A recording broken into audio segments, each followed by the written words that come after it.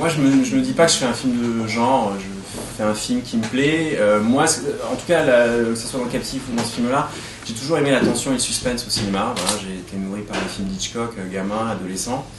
J'aime la tension, j'aime créer du malaise au cinéma. Donc voilà, moi sur ce film-là, je suis parti de certaines thématiques autour de l'identité qui me c'est des faits. C'est énorme. C'est énorme. On parle pas à la bouche pleine. Autour de l'identité, du fossé entre ce qu'on est, ce qu'on rêve d'être, de la difficulté de s'accomplir, il y avait aussi un questionnement sur la création. Enfin bon, il y avait plein de problématiques qui m'intéressaient, que je voulais traiter, et je voulais en tout cas évoquer tout ça dans un récit à suspense, avec j'espère un film ludique en fait, où on est collé au basque du personnage principal, où on se demande mais comment il va s'en sortir. Voilà. Après, je théorise pas. Voilà pourquoi j'aime ça. Je sais pas. C'est vrai que j'ai une attirance pour les films où la tension est forte. À faire, c'est génial, et aussi en tant que spectateur, j'adore. Ce que j'avais envie dans ce film, c'était aujourd'hui, souvent les thrillers sont, et j'aime ce type de film, c'est pas du tout une critique, mais sont souvent des films, comment dire, avec des environnements très, très sombres. Formellement, ils sont dans des lumières très enterrées, dans des ambiances très glauques, etc. Et là, moi, ce qui me plaisait, c'était le personnage, de faire vivre le personnage. Le personnage vit un enfer, en fait, il traverse un périple, donc c'est intérieurement quand même très dur.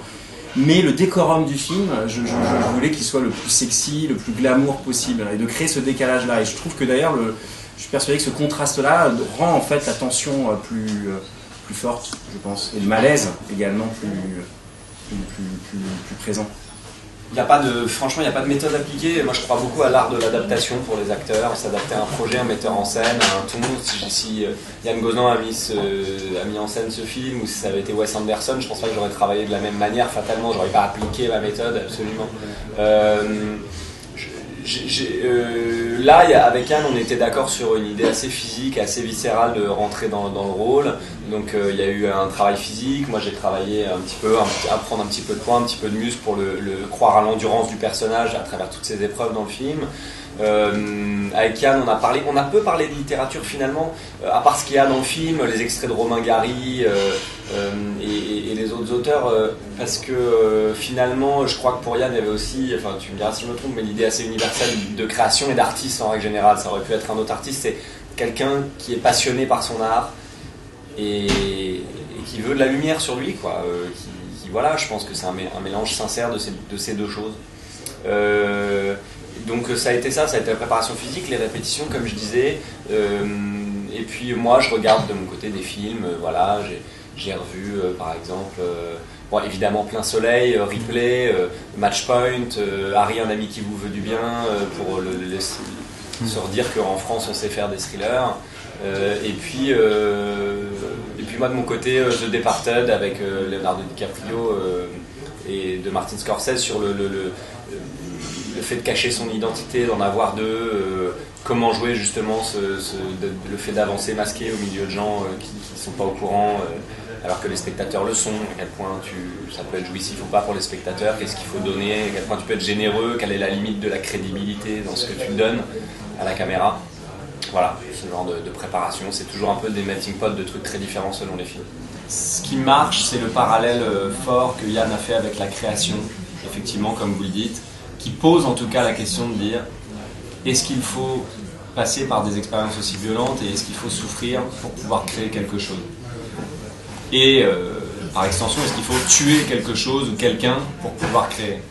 C'est intéressant, ceci dit. Moi je sais que chez moi j'ai dû tuer un moment le perfectionniste pour pouvoir commencer à faire quelque chose, parce que le perfectionniste en toi te retient toujours et te dit toujours c'est pas assez bien, il y a des gens qui l'ont fait mieux, t'es pas encore au niveau. Puis au bout d'un moment, il faut tuer un peu ce gars-là à l'intérieur de toi pour te dire bon, ce sera pas parfait, mais c'est pas grave, je vais faire quelque chose. Donc je pense qu'il est question de tuer quand même quelqu'un, soit le père, symboliquement, j'ai tué personne. Mais donc je pense que l'idée de. Voilà, et après l'idée de souffrance et de création, c'est éternel comme débat. On l'a vu dans Whiplash il n'y a pas longtemps encore. Maintenant, Moi, je crois à l'idée de manque. Je crois que les artistes, quand c'est à partir du moment où il te manque quelque chose et que ce besoin se fait ressentir, c'est ça qui est le moteur. Parfois, ça se fait dans la souffrance, parce que la souffrance et le besoin, c'est aussi très lié. Mais je crois qu'il y a toujours cette idée de manque, ouais, à la base. Il y a un premier niveau de lecture donc d'un homme physique, voilà, qui est là, qui va le réel, qui le fait chanter, qui s'avère être le fils du compagnon d'armes de Léo Vauban. Mais en même temps, j'aime bien l'idée que ce personnage-là est presque la culpabilité du héros qui s'incarne devant lui, quoi. Enfin bon, il y a plusieurs niveaux de lecture possibles. Bon, mais et puis il y a un jeu d'acteur qui fait très Klaus Kinski aussi derrière le personnage. Est-ce que c'était une indication? Je le trouve au contraire plutôt sobre. Vous parlez de Marc Barbet, moi je le trouve plutôt très neutre, hein. Il est très dans la neutralité, hein. C'est simplement son physique et sa voix. Il faisait rien, hein. Moi on était à chaque fois, encore moins, on était dans la neutralité, à la fin il ne jouait plus, quoi. Mais c'est parce qu'il a ce physique qui est tellement chargé, il a cette voix, ce timbre très particulier qui fait que oui, voilà, tout de suite c'est... Donc au contraire, moi j'étais plus pour retirer les choses, parce que je savais que c'était déjà, voilà, il était là, quoi. Et puis oui, c'est comme un personnage une silhouette de BD, quoi. Il a le même costume tout le temps, il a le même, enfin là c'est une figure, quoi. Il n'y a aucune psychologie là-dedans, quoi. Je suis pas très dans la psychologie, en fait. La fin elle est symbolique, enfin la fin c'est un fantôme, quoi. Il n'y a plus rien, il n'a plus d'identité. Vous êtes un obsessionnel? Voilà, mais quand vous faites un film, vous êtes obligé d'être un peu obsessionnel, c'est évident, parce que vous revoyez les prises, vous revoyez au montage, enfin, tout réalisateur est un peu obsessionnel, quoi. Vous avez envie de faire le meilleur film possible, donc vous avez envie d'avoir le plus bel objet possible, donc vous revoyez des milliers de fois votre film, donc je pense que c'est évident, quoi. Mais pas dans la vie, je pense pas être obsessionnel dans la vie, hein.